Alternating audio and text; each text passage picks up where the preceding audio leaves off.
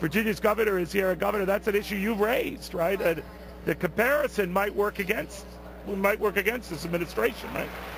Oh, I think it will, Neil, because this is not the party of Bill Clinton. When I look at the lineup for this party, this is the far left wing of the Democratic Party that's being featured here. You know, the party of John Kennedy was asked not what your country can do for you, ask what you can do for your country. This president's saying just the Bill Clinton in '95, of course, worked with Speaker Gingrich, welfare reform, balanced budget, a lot of other things. It was a matter of survival, wasn't it? Well, it was for him, but he was pragmatic, and he found a way to reach across the aisle. It wasn't a toxic environment, and he led. That's not this president. Do you think this president could be pragmatic? Let's say he does win. I know that's something you want to see, but do you think he ever could? I would think that you would have seen that movement the last couple of years heading towards this election, Neil, but you don't. I mean, look at this week. Monday, highest gas prices on a Labor Day in American history. Tuesday, the national debt hit $16 trillion. That's over $200,000 for an American family of four.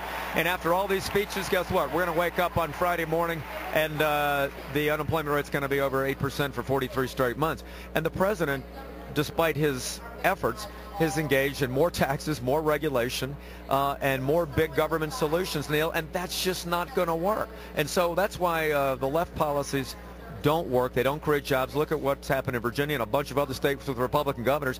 You see unemployment rates going down and surpluses.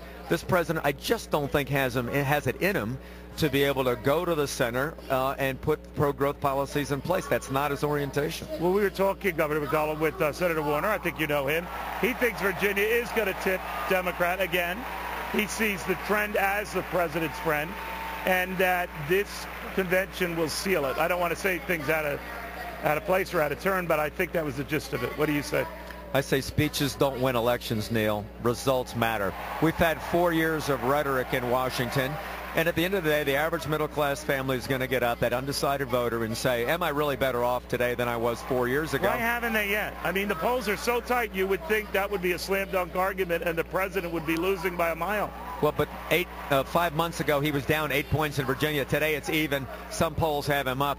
The trends You're talking about Mitt Romney. I'm talking about Mitt Romney in Virginia, battleground state. We're a naturally right of center state, and I think the average voter is going to care about, is college tuition going down for my family? No, it's gone up 25%. Gas prices have doubled.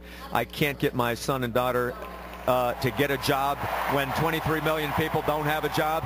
It's not better for me, so I'm going to take a chance and vote for Mitt Romney. I think the undecideds break overwhelmingly for Mitt Romney because the last 4 years, great speeches, a lot of great rhetoric, hasn't worked, Neil, and that's at the end of the day what people want. Results, not speeches. You know, Governor McDonnell, you impressed me last week, but I must say your daughter impressed me too. You're a good 1-2 team there, war hero in our own right. Well, a lot of people came up to me and said, you gave the second best speech in your family. Yeah, so, exactly. Pop my bubble, but I'm proud of my daughter for time in Iraq and speaking last week. And so you should be. Governor, thank you very, very much. Great, Neil.